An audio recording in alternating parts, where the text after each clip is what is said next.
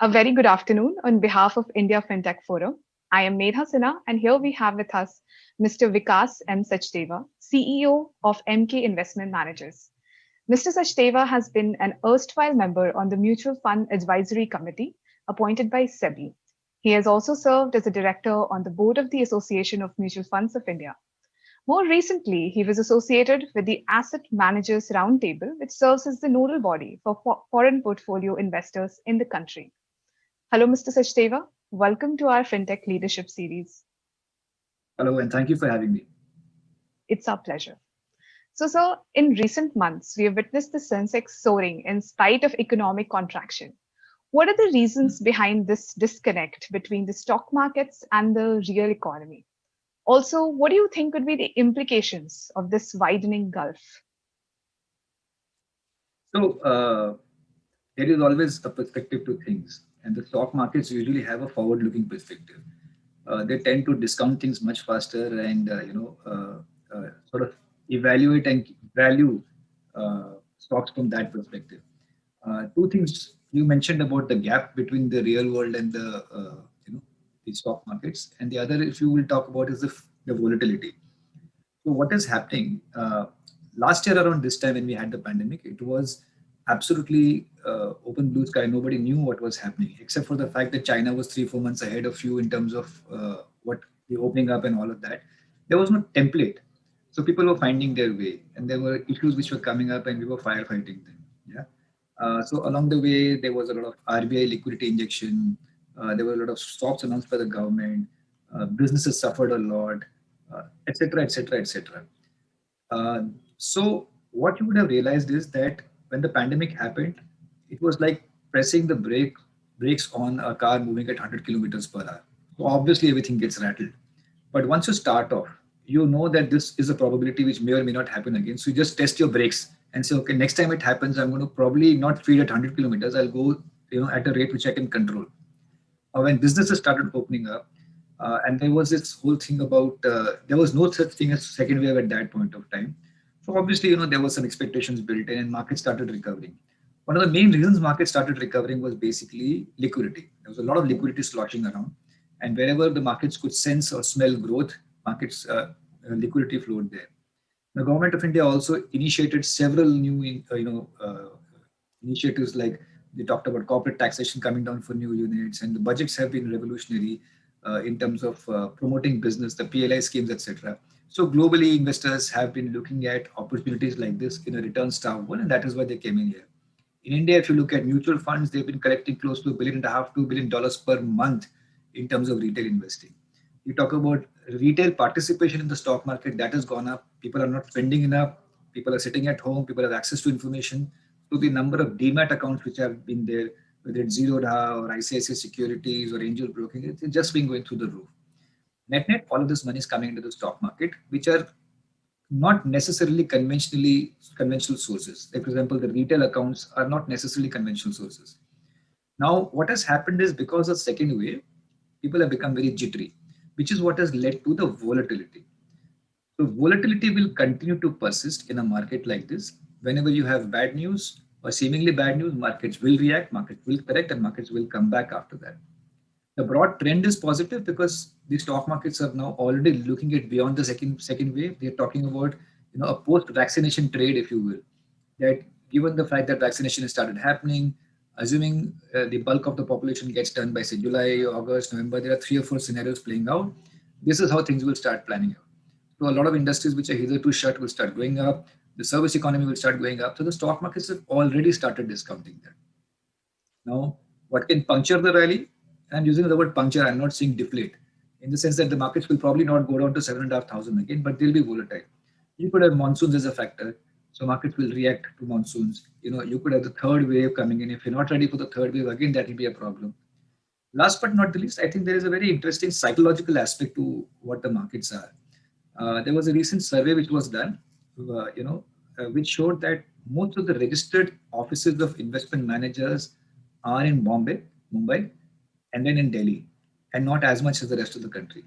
And if you see the news flow which has been happening around Mumbai and Delhi, that has been the worst. When you're sitting here, you tend to think that Mumbai is the rest of the world or rest of the country, Delhi is the rest of the country, and your actions get determined at times by what you think. The situation is not as bad as what one would have thought of initially. It's still pretty bad, but the vaccination trade is what the markets are betting on. So I think that is the reason why you are seeing eventually markets will catch up. GDP growth will happen, but the markets have already started discounting that. Understood, sir. So the case of Franklin Templeton has been an interesting one.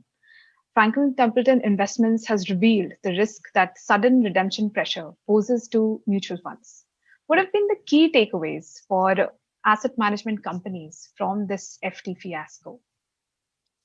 You see, there is one. So I've been the CEO of an asset management company, a mutual fund, and my nightmare used to be two things: managing the sort of investor profile and where I'm invested.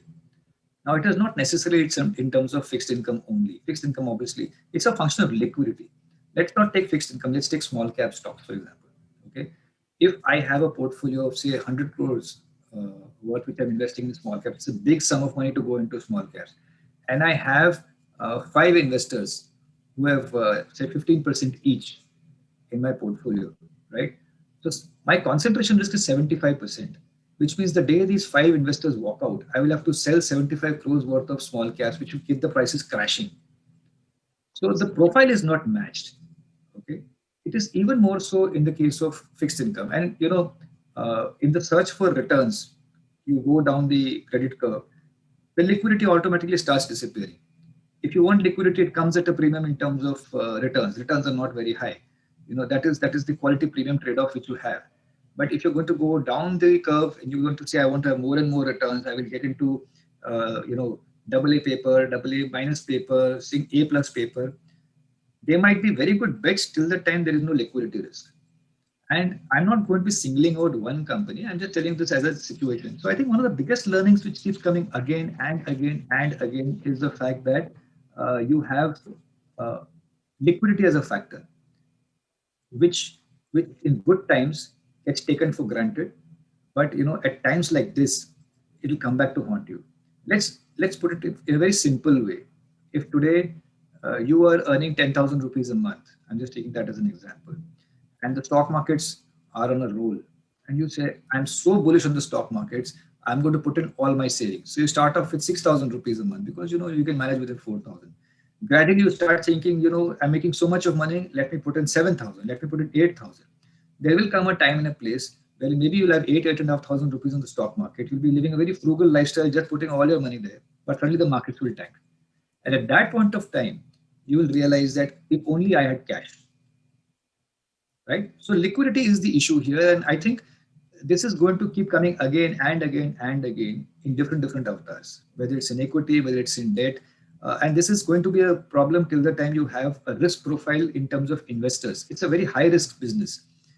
A few investors put in a lot of money. It helps you build your AUM, but they in turn demand a higher return. So in the sense that they will obviously pressurize you because they put their money with you. And there is always this risk that they will walk out. Just to uh, highlight the point, it is not necessary this can happen only in an open-end fund.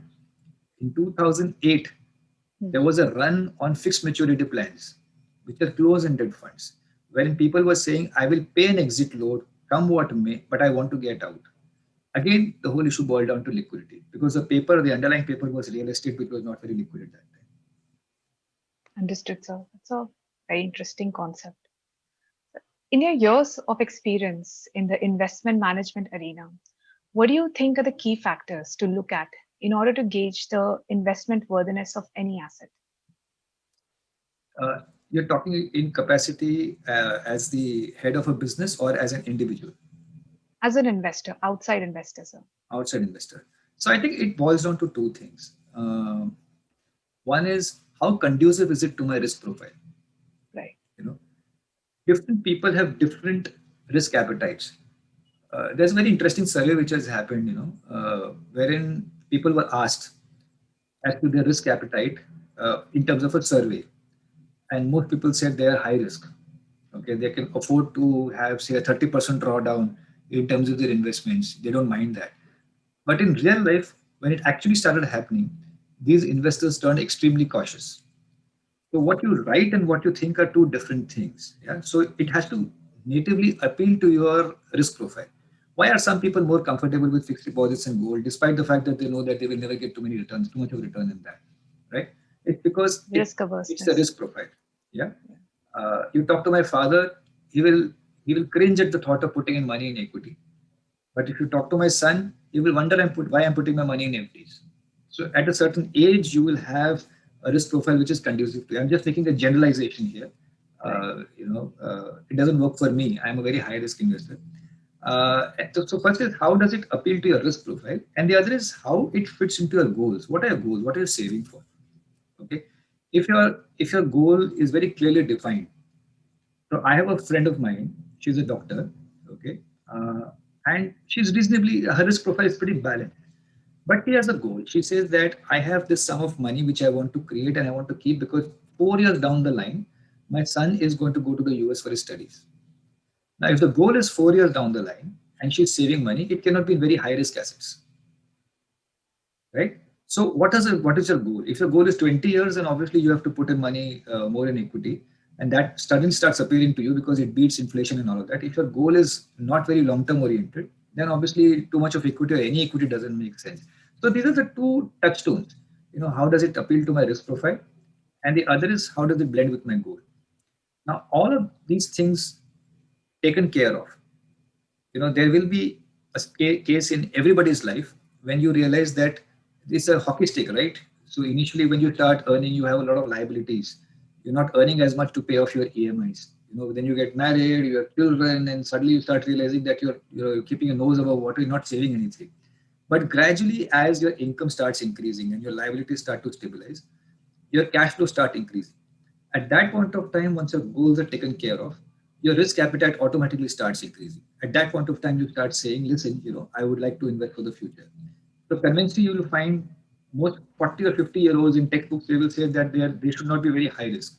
In fact, they are the ones who should actually be very high risk because they've already taken care of all their goals. They're saving a certain sum of money. Why should you then keep on saving your money and putting it in fixed deposits when you've already taken care of your goals and your cash flow is good? So you have to save for your retirement 20 years down the line, put it in equity. So that's an interesting combination of factors over here.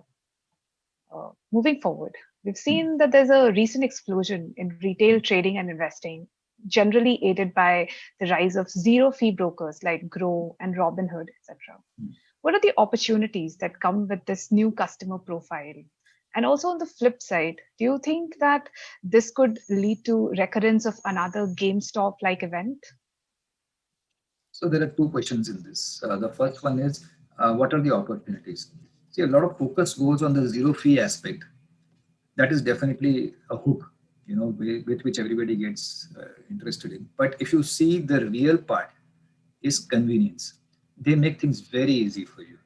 The interface which is happening through platforms like Grow or Upstocks or Kuera, or Paytm Money, it's a very different feel. It's a very different experience, which investors have never seen before. You're talking about onboarding; it happens within minutes. Yeah. Now, 5 years ago, if somebody would have said that I will charge you 200 rupees, but I will give you the same experience, people would have still gone there. Because people invest where they're comfortable, not where they're convinced. And comfort is a factor of a variety of things. One of the biggest things which people don't realize is customer onboarding is probably 90% of the experience of a customer. If you onboard him well and you onboard him digitally, he will come with a very favorable disposition. Add to that, you give him analytics on his portfolio, you don't charge him anything, etc., etc. He's not going to go anywhere. And this is an increasingly digitally savvy world, right? So I think that is what has actually led to the growth of this. The second thing which you mentioned, so the growth of platforms like this has been primarily this. You can peel off and cut this various ways, but at the end of it, you will find one common factor, which is convenience. Okay, and that is, you look at Amazon, for example, today, or Flipkart, or any such platform, or you look at your mobile phones today. We are so used to mobile phones. We are so used to the network. We are so used to Wi-Fi. If tomorrow somebody comes and tells you, listen, I'm going to charge you instead of 150 rupees a month, I'm going to charge you 210 rupees a month.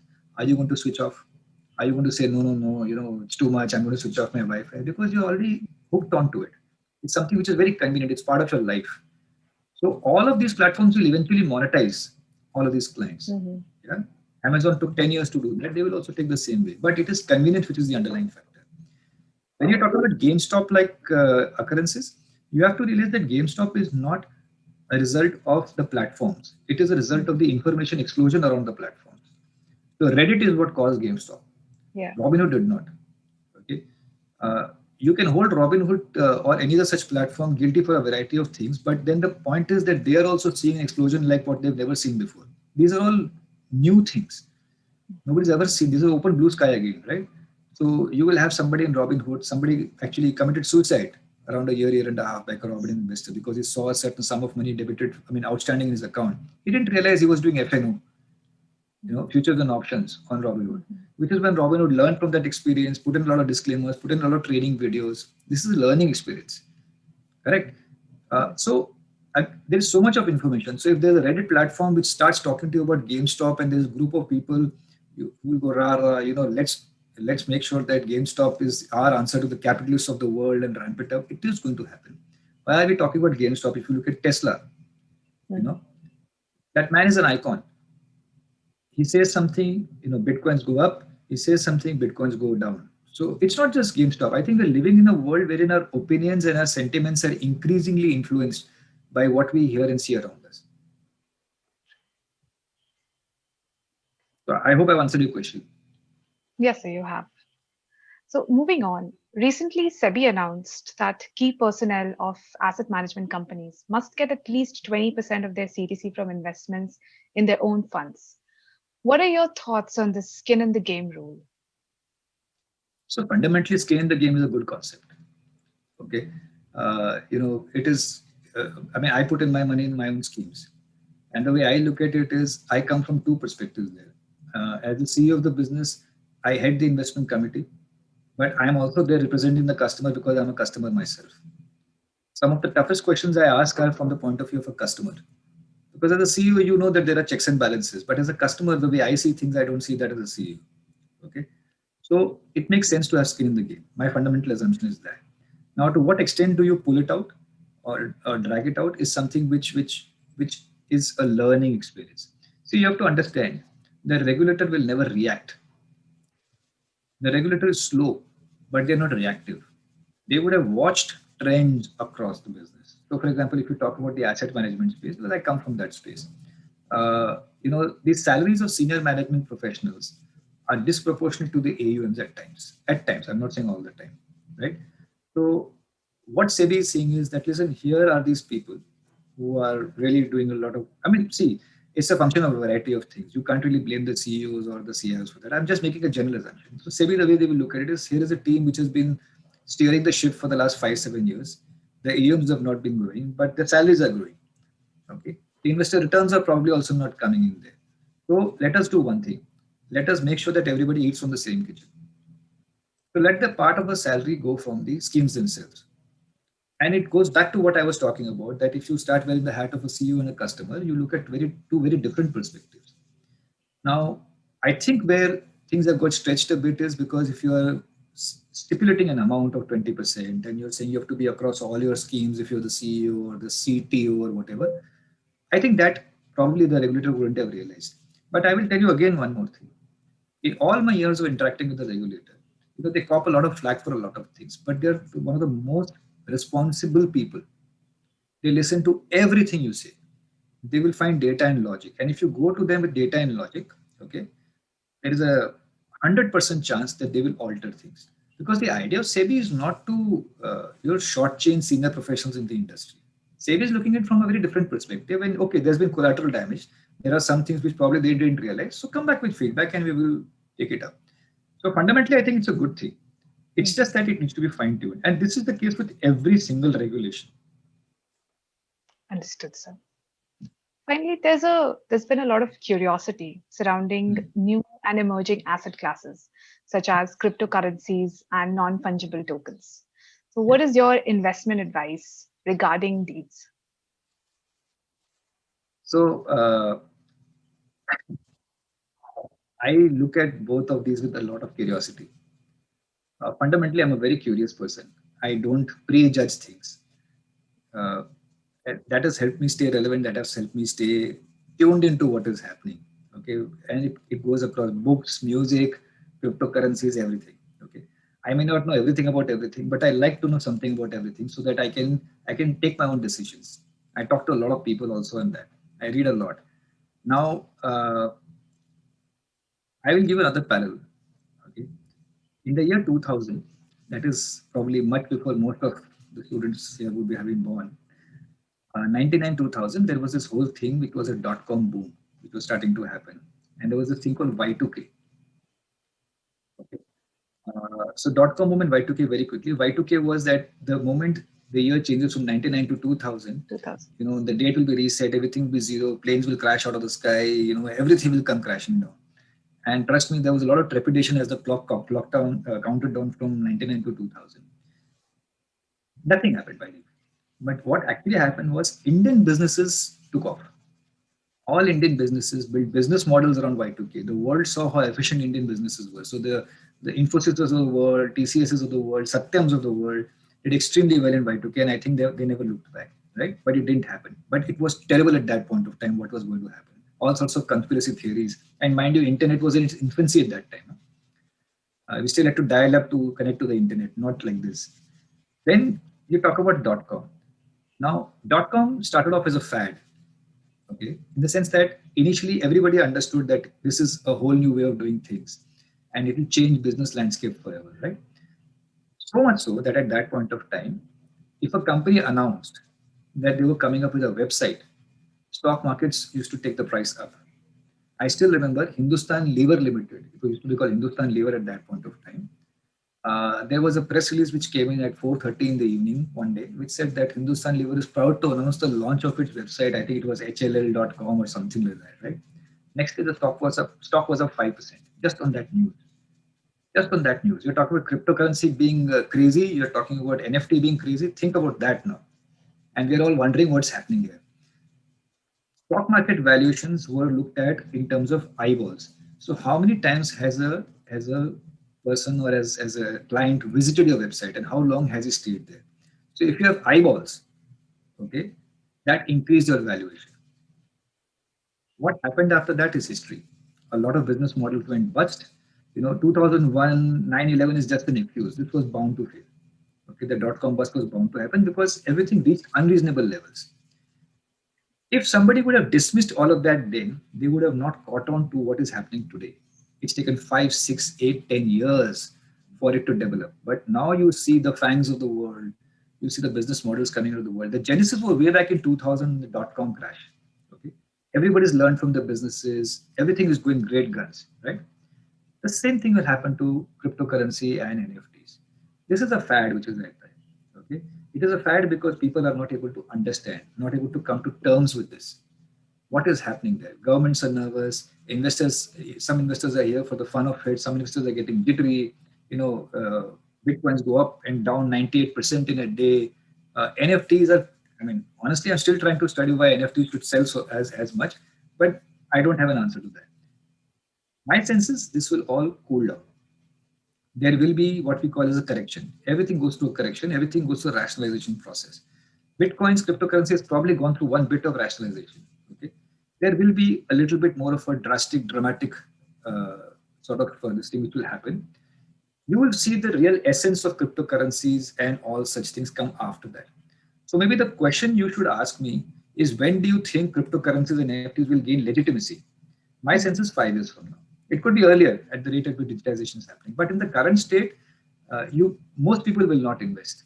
And most people who do invest are not going to be serious about long-term investing. I'm talking about people like you and me. I'm not talking about the dark web or whatever who uses cryptocurrency to the fullest. I'm not even talking about that. This is a thing of the future, and I think it will find its own way. That makes sense, sir. So finally, what have been your key learnings in your professional journey so far? Uh, okay, so I think I've been very lucky in my professional journey. I've been at the right place at the right time, and I've been blessed with some very, very good teams. I'm not a very easy person to work with. I get cranky quite often. Okay, but my teams have always been very, very supportive, and Basis that we've been able to turn around companies, build businesses, and I'm deeply, deeply grateful for that. So when you're talking about my journey, I think it is an assimilation of a lot of people who've contributed. My family, my friends, my fraternity, my industry colleagues have helped me a lot. I mean, today I can pick up the phone and I can speak to any senior person in the industry, and they will happily talk to me because we built a relationship over the years, and that's how I've learned a lot. But so I'm going to be a little, uh, I will sound a little condescending when I say key learnings because I think life is always a learning process. But I will just share three things with you, which I think have been moments of truth for me. I think the first thing is process over performance. In the field at which I am in, there's a lot of glamour attached to the performance. These are the returns, and I picked up this stock, and this went through the roof, and et cetera, et cetera, et cetera. There's a lot of grime which happens in the process. How have you identified the stock? How long have you held on to the stock? What mistakes have you made? You know, so the process I think is more important to me. I used to get quite carried away in my initial years in the investment management business when I used to see a lot of performance related discussions. I think over a period of time, I realized that I would want to see what is the machinery behind it. What are the people struggling to cope with? Once I have a comfort with the performance, process, I will automatically presuppose that the performance is going to be good. So for me, process is always going to be important than performance. It's like when you're studying, you may or may not clear an exam, but if you worked hard and you worked smart, it doesn't matter what the output of your exam is, because your work ethic is what is going to take you ahead in life, not this one-off exam results, right? Uh, the second thing I think which has been useful for me is comfort and conviction, or maybe comfort over conviction. It's a little bit hazy here, but I've realized that most people invest when they're comfortable, not when they're convinced. And like I just mentioned that. And this is true for everything in life, not just investing. Uh, the girl you want to marry in life, the college you want to attend, the television serial you want to see, the food you want to eat. A lot of it has got to do with comfort. Okay, so you should have comfort and conviction both. Don't just trust anything blindly. Okay, in the sense that don't just go with something just because you're comfortable, because it's easy for you. Because at times something which is not easy for you to comprehend, maybe it's an office colleague you're not comfortable to talk to, a student in your office, in your class whom you're not very comfortable talking to.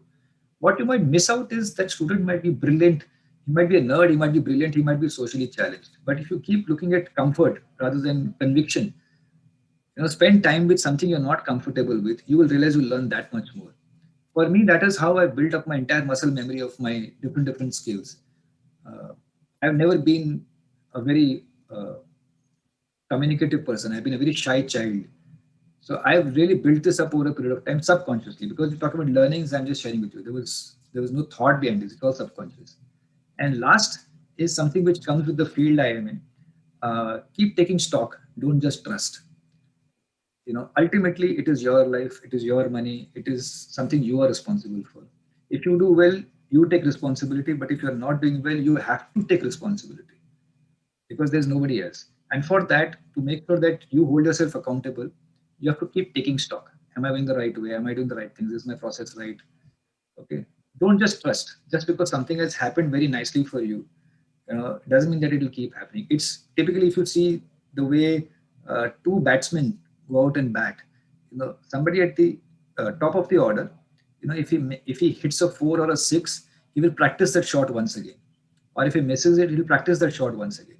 However, at a tail ender level, if somebody hits a four or a six, he will jump for joy because he didn't realize that is happening. He'll try to do it again, he'll get bored because it has probably been a stroke of luck for him to hit that four or six. You have to keep taking stock of what you're doing rather than taking things for granted. So don't just trust everything. Keep taking stock. So these are the three things I've learned. I hope it's helpful. It is very helpful advice, sir. That's all for today. Thank you so much for joining us. This has been My great. pleasure. Have a My great pleasure. week ahead, sir. Thank you. Stay safe. Thanks. Bye.